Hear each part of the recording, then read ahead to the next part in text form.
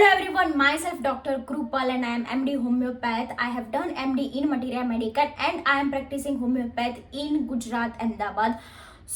Last video में हमने बात की अबाउट एस्क्यूलस, उसका मैं फिर से एक बार रिवीजन दे देती हूँ कि एस्क्यूलस कौन कौन से क्लिनिकल कंडीशन में यूज होती है whenever there is liver affection, जिसकी वजह से वहां पे हम इक्टेरस जॉन्डिस मिलता है, जहां पे हमें गैस्ट्रिक डिस्टर्बेंस मिलता है खाना खाने के 3 घंटे के बाद, जब स्टोनी हार्डनेस होता है, फ्लैचुलेंस होता है, हार्ट बर्न होता है, तो एस्क्यूलस हम सोच सकते हैं। उसके साथ साथ रेक्टल सिम्टम्स में वहां पे हमें हेमरॉइड्स मिलता है, दोनों टाइप के हेमरॉइड्स है, पाइल्स है, दोनों टाइप के पाइल्स है, ब्लाइंड पाइल्स भी और हेमरेजिक पाइल्स भी है। जहां पे टिपिकल जो सिम्टम्स मिलते हैं हेमरॉइड्स में वही सिम्टम है कि स्टिचिंग पेन अलोंग, और जहां पे हमें एग्रावेशन मिलता है bye standing and by walking. तो ये ओवरव्यू हो गया एस्क्यूलस हिपोगैस्ट्रिनम कि वो गैस्ट्रिक डिस्टर्बेंस में काम आती है, वो रेक्टल सिम्टम्स में काम आती है, along with that there is back pain और सारे ओरिफाइसिस जहाँ पे ड्राइनेस है, जिसकी वजह से थ्रोट के सिम्टम्स में मिलते हैं, उसमें फॉलिकुलर फेरिंजाइटिस मिलता है।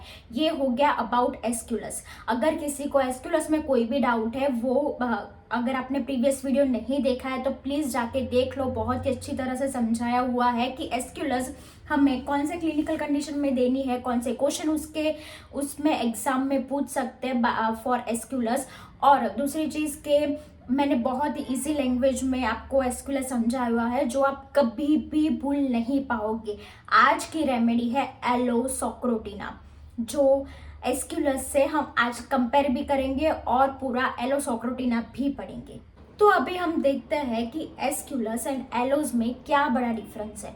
सबसे पहला जो कॉमन चीज़ है दोनों में, एस्क्यूलस एंड एलोसोक्रोटिना में, वो चीज़ है कि वो लोअर एब्डोमेन, लोअर बॉडी के पार्ट्स में अफेक्ट करती है। दोनों में रेक्टम, लीवर, कोलॉन, ये सारे ऑर्गन्स, वो सारे पार्ट अफेक्टेड है, जिसकी वजह से दोनों में हेमरॉइड्स है। बट एलोज में एक पर्टिकुलर चीज़ है कि कंजेशन है। एलोज में पर्टिकुलर ये चीज़ है कि वहाँ पे पेशेंट की एकदम से सेडेंट्री लाइफस्टाइल होती है। सेडेंट्री लाइफस्टाइल का मीनिंग ये चीज़ है कि जो बैठे बैठे सारी चीज़ काम करते, कोई फिजिकल एक्टिविटी नहीं है, दैट इज सेडेंट्री लाइफस्टाइल, जहाँ पे ऑर्गन्स में फुलनेस मिलती है, कंजेशन मिलता है और ड्रैगिंग सेंसेशन है। जहाँ पे ड्रैगिंग सेंसेशन हमें एस्क्यूलस में इतना मार्क्ड नहीं मिलता है जो हमें एलोज में मिलता है।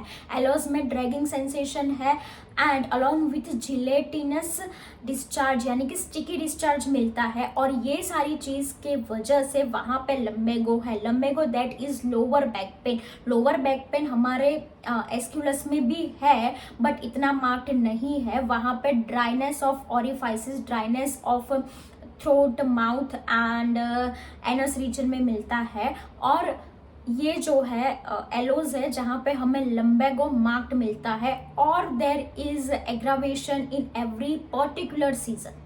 अभी हम मेंटल पिक्चर के बात करते हैं। तो एलो में एक पर्टिकुलर मेंटल पिक्चर है कि पेशेंट ऐसा सोचता है कि वो बहुत ही लाइफ से डिससेटिस्फाइड है, लाइफ एक बर्डन जैसी है, वो उसके आजू बाजू के पर्सन को हेट करता है, किसी की चीज़ में, किसी भी थिंग में उसको कोई इंटरेस्ट नहीं है, अभी वो कभी भी मर सकता है, ऐसा उसका मेंटल स्टेटस होता है। अलोंग विथ फिजिकल कंप्लेंट जो हमें एस्क्यूलस में इतना मार्क्ड नहीं मिलता है। अभी आप एग्जाम पॉइंट ऑफ व्यू देखने जाओ तो कौन से क्वेश्चंस इसमें पूछ सकते हैं अबाउट एलोसोक्रोटिना।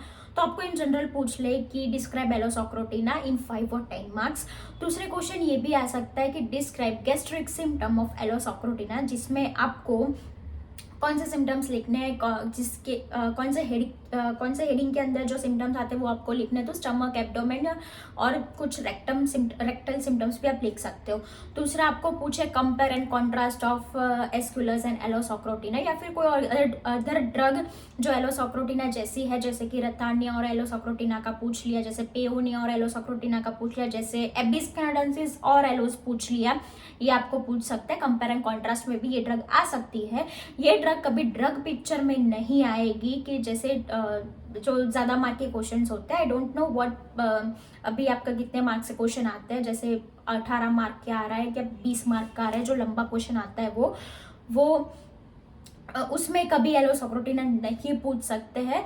एलोसोक्रोटिना में कौन से अगर आपको लीडिंग क्वेश्चन पूछ लिया कि describe haemorrhoids of different drugs, तो उसमें आप कौन कौन से ड्रग लिख सकते हो, तो एस्कुलस लिख सकते हो, एलो लिख सकते हो, रटानिया लिख सकते हो, नाइट्रिक एसिड लिख सकते हो, सल्फर लिख सकते हो, पियोनिया लिख सकते हो। ऐसी चीज में आपको एलो पूछा जा सकता है। सो हम फर्दर जा रहे हैं और क्लिनिकल कंप्लेंट्स, क्लिनिक में आप बैठे हो, क्लिनिक में आपको एलो में कब कब एलो सोचनी है तो सबसे पहली चीज़ है whenever there is gastric disturbance. दूसरी चीज़ है कि क्रॉनिक लंबेगो है, उसके साथ उसको गैस्ट्रिक ट्रबल है, उसके साथ उसको रेक्टल सिम्टम्स है, प्लस जो मैंने मेंटल सिम्टम्स बताया, जैसे पेशेंट को कोई इंटरेस्ट ही नहीं है किसी चीज़ में, उस चीज़ में आप एलो सोच सकते हो। क्रॉनिक उनको कैसा है कि देर इज जैसे खाना खाने के बाद तुरंत ही स्टूल पास करने जाना पड़ता है, ऐसी कंडीशन में भी आप एलो सोच सकते हो। बिकॉज जब भी स्टूल में म्यूकस आता है, लिएंट्रिक स्टूल है, जिलेटिनस स्टूल है, जहाँ पे उसको सिक्योरिटी नहीं है ऑफ रेक्टम कि कभी मुझे स्टूल पास करने जाना पड़ सकता है, मैं कभी उसे रोक के नहीं रख सकता, मुझे जाना है तो जाना ही है, ऐसे कंडीशन में आप एलो सोच सकते हो। गैस्ट्रिक ट्रबल में एलो सोच सकते हो, कभी कभी डायरिया में भी आप एलोस दे सकते हो, हेमरॉइड्स में एलोस दे सकते हो। सो ये सारे क्लिनिकल कंडीशन में आप एलोसोक्रोटिना सोच सकते हो। There are also other drugs, पर आप ये ड्रग सोच सकते हो। ये सारे हो गए उसके क्लिनिकल सिम्टम्स। अभी मैं आपको बताना चाहूँगी क्लिनिकल सिम्टम्स में क्या चीज़ सबसे कॉमन होगी। तो उसको चाहे पेन हो, चाहे लंबेगो हो, कुछ भी हो, बट एवरी ईयर उसको वो कंडीशन रिकर होती है। दूसरी चीज़ कि वहाँ पे आपको स्टिकी डिस्चार्ज मिलता है, म्यूकस डिस्चार्ज मिलता है, इंस्टूल जिलेटिनस डिस्चार्ज मिलता है। इवन अगर कोई माउथ का सिम्टम्स है तो माउथ के सिम्टम्स में अगर वो हॉकिंग करता है करता है, उसमें भी उसको जिलेटिनस स्टिकी डिस्चार्ज निकलता है। तो एलोज में ये आपको हमेशा हमेशा याद रखना है अबाउट दिस डिस्चार्ज। अभी अगर हम स्टमक के सिम्टम्स देखें तो पहले ही मैंने बोला कि जब भी पेशेंट खाना खाता है उसके बाद तुरंत स्टूल पास करने जाना पड़ता है, वो कंडीशन में हम एलो सोच सकते हैं। उसके साथ साथ वेनेवर उसको स्टूल पास कर ले उसके बाद फिर से उसको भूख लग जाती है, फिर वो खाना खाता है, उसके बाद फिर से उसको अर्जिंग आती है, this is the condition of Aloe socotrina. और स्टूल में उसको जिलेटिनस म्यूकस डिस्चार्ज मिलते हैं। एंड उसको स्टमक में ये भी सिम्टम्स है कि desire for juicy fruit like things. तो ये उसके स्टमक के सिम्टम्स है। उसके अगर हम कंपेयर करें अबाउट एस्कुलस, तो एस्कुलस में हमें ये स्टूल के सिम्टम में हमने ये देखा था कि there is different colour of stool के पहले नॉर्मल कलर ऑफ स्टूल आता है, उसके बाद वाइट कलर का स्टूल आता है, ये हमने एस्कुलस में देखा था। अगर आपने एस्कुलस नहीं देखी है फिर भी तो आप इसके प्रीवियस वीडियो में जाके उसको देख सकते हो, और ये वीडियो एंड तक देखना बिकॉज ये वीडियो में एंड में मैं आपको बताने वाली हूँ की सिम्टम्स फॉर एलोसोक्रोटिना, कि आपको 4 से 5 की सिम्टम्स याद रखने। वही की सिम्टम्स आप पूरी ड्रग कैसे याद रख पाओगे, पूरी ड्रग आप एग्जाम में कैसे लिख पाओगे, और आपका मार्क्स भी कैसे रिप्रेजेंट कैसे कर पाओगे वो ड्रग को, तो जिसकी वजह से आपको ओवरऑल मार्क्स आपके बढ़ेंगे। इसके एब्डोमेन के सिम्टम्स देखें तो एब्डोमेन के सिम्टम्स में सारी जगह पे कंजेशन है, फुलनेस है, गर्गलिंग है, जहाँ पे पेन है फ्रॉम नेवल टू रेक्टम वहाँ पे पेन होता है, प्रोलैप्स ऑफ रेक्टम है ये एलोज में। When I was in internship, जहाँ पे मैं सीखने जाती थी होम्योपैथी में, वहाँ पे मैंने एक केस देखा था कि अ पैरट को प्रोलैप्स ऑफ रेक्टम, उसके साथ उसको स्टूल बहुत ही फ्रिक्वेंटली पास होता था, तो उसमें डॉक्टर ने एलो दी थी and parrot was cured. So it was amazing case for me कि मैंने ये चीज़ पहली बार देखी थी, तो इट वॉज अमेजिंग, तब से मुझे याद रह गया। तो आज यही चीज़ मैं आपसे शेयर करती हूँ, तो आपको भी शायद एलो ये किससे याद रह जाए। और उसके साथ साथ उसको स्टूल में एकदम जैसे वो स्टूल करने बैठते एकदम गशिंग, एकदम फास्ट फ्लो में स्टूल होता है, दैट इज एलो। अगर हम स्टूल की बात करें तो सबसे पहली चीज एनस के जो मसल्स है, एनस एक तो वीक है जिसकी वजह से वहां पे इनसिक्योरिटी रहती है कि कभी भी स्टूल पास हो जाएगा, वो होल्ड नहीं कर पाएंगे, और पास होगा तब एकदम गशिंग होगा, एकदम तुरंत ही पास हो जाएगा, और उसके साथ म्यूकस लिएंट्रिक स्टूल होगा। और जो एनस, जहाँ पे एनस एकदम टाइट और एनस का मसल्स जो एनस वीक है उसकी वजह से वहां पे प्रोलैप्स भी है। देखो होम्योपैथी में कभी ऐसा नहीं होता है कि हैप्पीज़र्ड सिम्टम्स लिखते हैं। आप सब क्या करते हो कि पढ़ते हो तो पहले एक सिम्टम ये पढ़ते हो, एक सिम्टम ये पढ़ते हो, बट उसको क्रोनोलॉजी में नहीं पढ़ते हो। When you read a drug in chronology, when you understand a drug, तब पता लगता है कि ये चीज़ है, इसकी वजह से उसमें ये चीज़ तो आएगी ही आएगी। जैसे अगर उसको रेक्टम के जो मसल्स है, रेक्टम पार्ट इन्वॉल्व है, तो वहाँ पे लंबैगो बैक पेन आएगा ही आएगा। क्यों? क्योंकि वहाँ पे नर्व सप्लाई तो वहीं जाती है ना।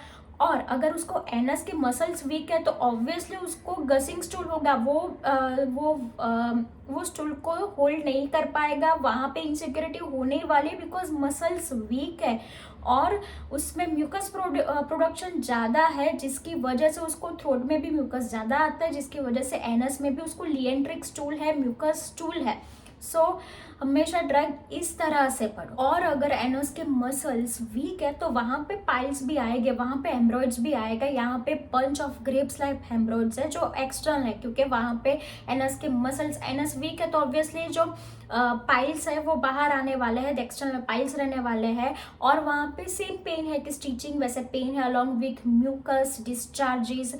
मेरे पास एक केस था, हेमरॉइडल केस, जो वो पेशेंट मेरे पास पहले से ही एक्ने की मेडिसिन लेती थी।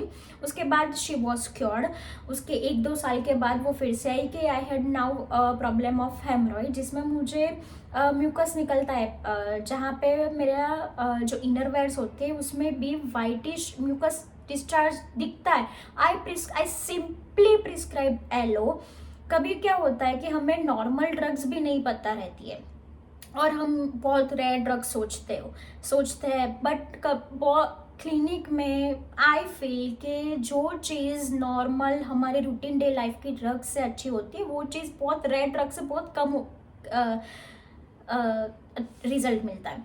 सो I simply prescribe Aloe and she cured. So Aloe में सब जगह पे there is weakness of anus, जिसकी वजह से उसको इनसिक्योरिटी रहती है, वहाँ पे म्यूकस डिस्चार्ज है, सारी ओरिफाइस में म्यूकस डिस्चार्ज है, एन्युअली सारी चीज़ें आती है, जहाँ पे कंजेशन है, जहाँ पे ब्लोटिंग है, जहाँ पे ड्रैगिंग सिम्टम्स है, जहाँ पे ब्रेक्टम प्रोलैप्स है, जहाँ पे हेमरॉइड्स है। तो इससे ज़्यादा आप एलो में क्या लिखोगे? इसके साथ साथ सारी चीज़ में इसके साथ साथ वहाँ पे लंबैगो है, इवन हेडेक है वो अल्टरनेट विथ लंबैगो है एलो में। ऑलमोस्ट हमारी एलोज खत्म हो गई है, तो हम की सिम्टम्स देख ले कि एलो में हमें क्या चीज़ फोकस करनी है, क्या चीज़ याद रखनी है। सबसे पहली चीज़ कि वो लोअर एब्डोमेन के मसल्स में, लोअर एब्डोमेन में काम करती है, उसके साथ साथ उसको लंबैगो है, उसके साथ साथ उसको सेंसेशन कैसा है कि ड्रैगिंग सेंसेशन है, उसके साथ उसको हर एक जगह पे कंजेशन है। दूसरा पर्टिकुलर चीज़ उसमें क्या है कि सारे जगह पे म्यूकस डिस्चार्ज है, दैट्स वाई स्टूल भी म्यूकस के साथ मिलता है, लिएंट्रिक स्टूल मिलता है। उसके साथ साथ सबसे मेन बात हमेशा याद रखना कि एनस वीक है, जिसकी वजह से एनस के मसल्स वीक है, जिसकी वजह से उसको प्रोलैप्स है ऑफ रेक्टम, जिसकी वजह से उसको पाइल्स है, जिसकी वजह से उसको जब भी वो स्टूल पास करने जाता है तो एकदम से स्टूल पास हो जाता है, गशिंग स्टूल होता है, खाना खाने के तुरंत बाद भी उसको स्टूल पास करने जाता है, दैट इज एलो। ये ही है। और सब सारी चीज़ के साथ लंबैगो है, हेडेक अल्टरनेट विथ लंबैगो, ये सिम्टम है। तो एलो में इसके अलावा क्या चीज़ याद रखोगे आप? कौन से क्वेश्चंस आपको पूछे जा सकते हैं इन एग्जाम की? Describe aloe, simple question. दूसरी चीज, describe gastric symptoms of aloe. Third thing आपको ये पूछी जा सकती है कि हेमरॉइड की डिफरेंट रेमेडीज दो जिसमें आप एलो लिख सकते हो। दूसरी रेमेडी कौन कौन सी है? तो एस्क्यूलस है, रतानिया है, पेओनिया है, नाइट्रिक एसिड है, सल्फर है, नक्स वोमिका है, सिलिशिया है, ये सारी अदर ड्रग्स है। अगर आपको ये सीरीज़ अच्छी लगी हो तो प्लीज़ डू कमेंट कि आपको यस ये सीरीज़ अच्छी लग रही है। एंड अगर कोई भी क्वेश्चन हो you can ask me in comment, I will answer in my favourable time. And दूसरी चीज़ कि please subscribe this channel and please on your bell icon, जिसकी वजह से जैसे ही मैं अपलोड करूँ आपके पास तुरंत आ जाए। So thank you everyone.